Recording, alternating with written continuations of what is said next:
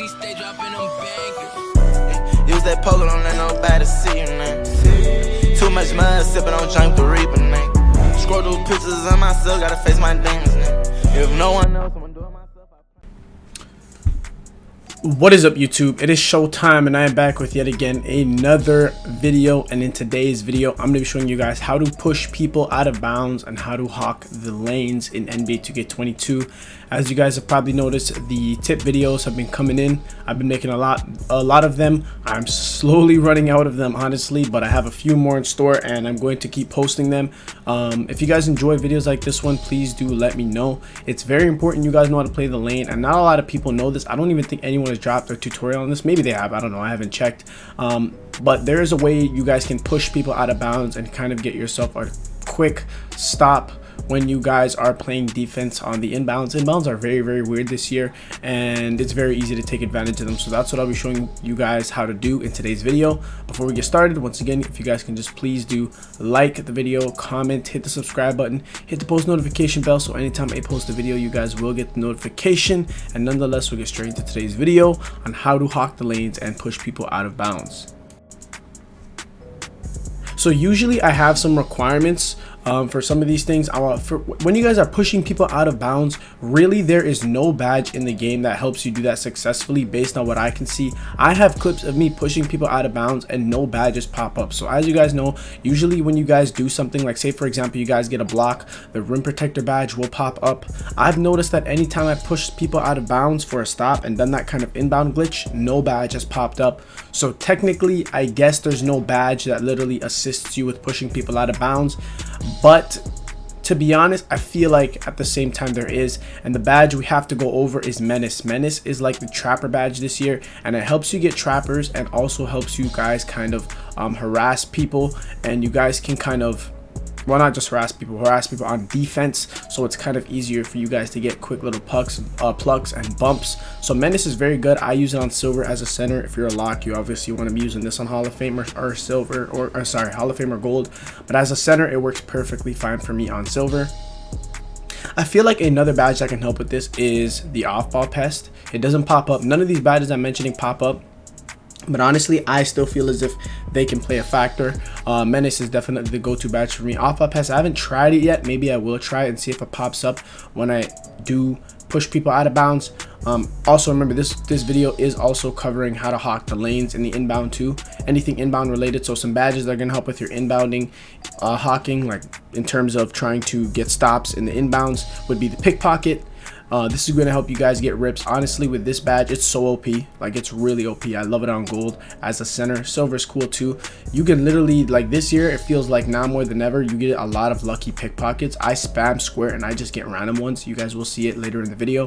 Another badge that's going to help you guys with your inbound steals and hawking the lanes is Interceptor. This is definitely going to help you guys and must have this badge. The lowest I'd have it on is gold. Personally, I have mine Hall of Fame.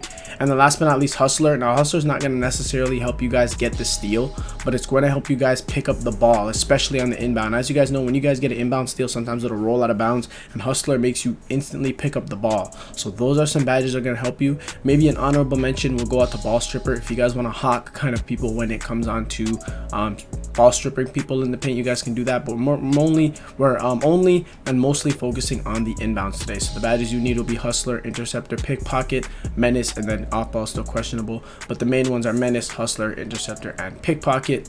Also, there are some stats that you guys will have to pay attention to when you guys are hawking the lanes. I have a 90 steal. That's really, really high for a center. If you guys are a 6'7" center, it'll be even higher. I consider a great steal to be a 90 or better. 85, anywhere between 85 and 89 is good, and then anything under 85 is like decent. But personally, I recommend you guys have a center build with a high steal, unless you guys have a 6'10", because I understand 6'10s don't get high steals, which is fine, because 6'10s do what they're supposed to do, and they're very good at what they do.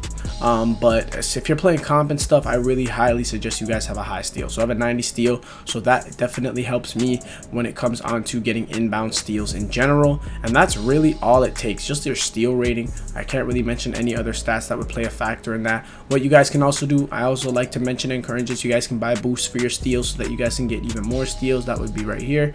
You guys can buy them for however many games you guys think you'll need them for. And honestly, with that being said, and with all the requirements kind of summed up in a quick clip, I can kind of show you guys how to start hawking the inbound lanes, how to get steals, how to push people out of bounds. For those of you guys also quickly going to throw in there who don't know what the word hocking is, you guys keep on hearing me use it. It's basically someone who's there on all ends of the defensive court. They're just hawking. They are in every lane, every steal, every block. Hocking is a term used for people who are great defensively. So yeah, honestly, now that we've got that covered, I'll move into the clips of me actually hocking, and then you guys can get a better understanding of how to push people out of bounds, etc, etc, etc. So a tip I use when I'm pushing people out of bounds, that's the first section we're going to go over, how to push people out of bounds. So when I push people out of bounds, by the way, there will be clips of me doing everything I'm saying on screen. I kind of treat it like a blitz. So when it comes to the inbounds in general, you need to be very annoying, and you need to be very like a pestilence, and you have to make it very hard for the offense to run and for them to run up the court with the ball. What I suggest is you hawk the guard, but you also want to make someone play safety, meaning make someone play full court, like at half court, just in case they want to get it to the lock or to hawk the lock. But my favorite way of kind of getting inbound pushes, I've noticed there's no real technique. There is a technique, yes there is, but there's not a way to get it every time. But the way to do it that I use it is I run at the person. So say the person's out of bounds, oh sorry, the person who's throwing the inbound pass obviously is out of bounds. What I'll do is I'll run towards them, and there's three things I'll do. Three different things I'll do. Sometimes what I'll do is I'll spam square, but you have to be running. So you have to be running towards the inbounder like a blitz, and you just got to press square. That's what I'll do. That's a first way that I can get a push out of bounds. The second way that I get a push out of bounds sometimes is by holding my hands up. I'll literally hold my hands up, like I'll put my hands up in the air, and sometimes I'll get a steal. But the number one way for you to get like the push, I believe, is the swipe, which is a square button. If you guys look in the clip, you guys will see I'm usually swiping at them, and then they get pushed out of bounds by the game. It's kind of like an exploit. It's not a crazy exploit because it doesn't happen every possession, but there are some people who know how to do it a lot more often than others, and that's what's going to separate you guys on the defensive end of the court, which will ultimately lead you guys to getting a lot more stops. So how I treat it, once again, for pushing people out of bounds directly, is I run at them and I kind of just keep on spamming square.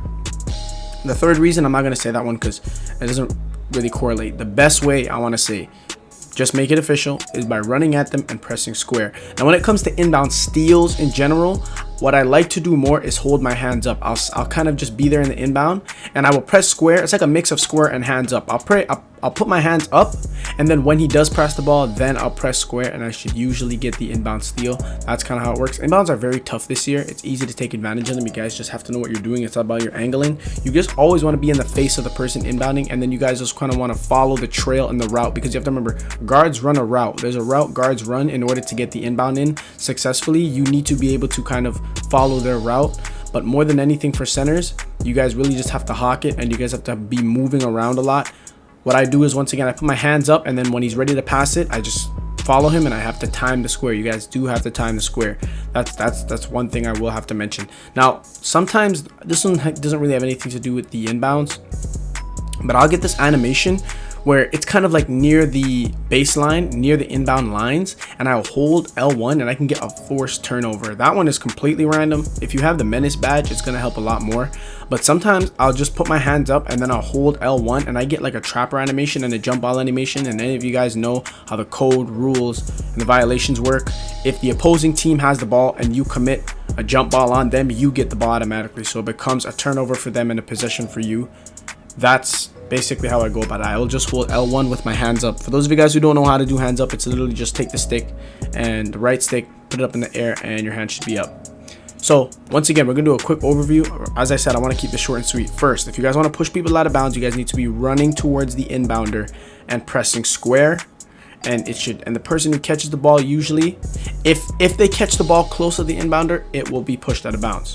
When you guys want to get inbound steals, hands up and square, while also trying to follow the route that the guard is running, and it should be fairly simple. And then last but not least, to get a trapper near the baseline, near the inbound line, it's hands up and L1. Those are 3 tips I use whenever I'm guarding or hocking the inbound. So I hope that did help you guys. Once again, I try not to make these videos too elongated because it becomes harder to follow, and too many words, too much talking can throw you guys off. So once again, slow down the video if you have to, replay it as much times as you want. I think it should be fairly simple. These are tips that are definitely useful, especially to you guys that they're playing competitively. I'm surprised endgame is going this well. Usually in July the game is dead, but there's a lot of you guys enjoying the game, playing the game competitively. So I'm just trying to drop as much useful tips as I can for you guys. But yeah, if you guys do like videos like this, please do leave a like, comment, subscribe, hit the post notification bell so anytime I post a video you guys will see the notification, and I will see you guys in the next one.